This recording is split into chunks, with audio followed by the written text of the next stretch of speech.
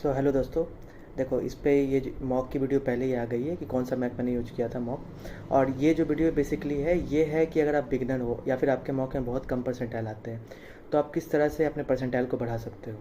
तो देखो, जो मैंने पहला मॉक दिया था उसमें मेरे 25-30 परसेंटाइल के अराउंड आए थे। तो सबसे पहले क्या होता है ना कि बहुत लोग बोलते हैं कि आप सबसे पहले एक मॉक दे के देखो और उसके अकॉर्डिंग आप अपना एनालिसिस करना और फिर आप अपने आप बढ़ जाएंगे। देखो, अपने आप मॉक्स का सिर्फ मॉक्स देने से मार्क्स नहीं बढ़ते या परसेंटाइल नहीं बढ़ते। सबसे इंपॉर्टेंट है एनालिसिस करना। वो किस तरह से करना है वो आगे बताता हूँ मैं। लेकिन देखो, सबसे इंपॉर्टेंट ये है ना कि आप ये जान लो कि मॉक्स में मार्क्स बढ़ाना कोई रॉकेट साइंस नहीं है कि आप बहुत ही बहुत ज़्यादा आप दिमाग लगाओ। इसमें बहुत सिंपल चीज़ है, तो मैं आपको बताता हूँ कैसे करना है। तो सबसे पहले आप फॉर एग्जांपल आप पहला मॉक दिए और आपकी 40 परसेंटाइल आई। तो आप देखो, अगर प्री की बात करें हम लोग IPS PO या SBI PO में, तो उसमें क्वांट रीजनिंग और इंग्लिश आती है। सबसे पहले तो आप देखो कि कौन सा सब्जेक्ट आपका सबसे वीक है जिसकी वजह से आपकी परसेंटाइल इतनी कम आ रही है और आप लोगों से इतना पीछे हो गए। जब आप सब्जेक्ट का देख लोगे उसके बाद आप देखो टॉपिक वाइज।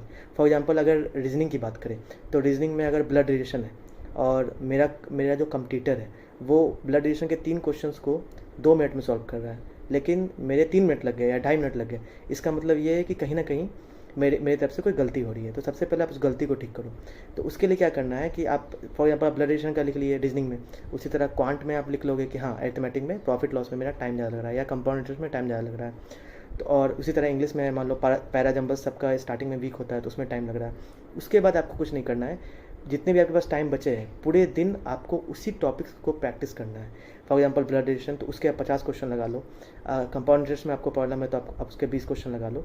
और अगर जो question for example blood relation का आपसे नहीं बना या टाइम ज़्यादा लगा तो उसको एक काम कर सकते हो, आप अपने डायरी में या फिर अपने कॉपी में नोट्स उसको नोट कर सकते हो।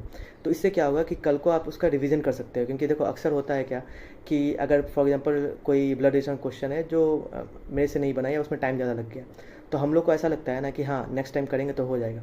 लेकिन नेक्स्ट टाइम देखोगे अगर आप मॉक दिए होगे तो फिर से आप वही गलती कर रहे हो, क्योंकि आप उस चीज़ को नोट नहीं किए हो और उसको आप रिवीजन नहीं किए हो।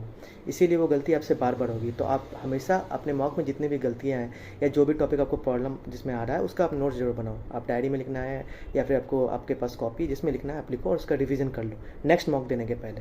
देखो, ये बस इतना सिंपल सा चीज़ है इसमें।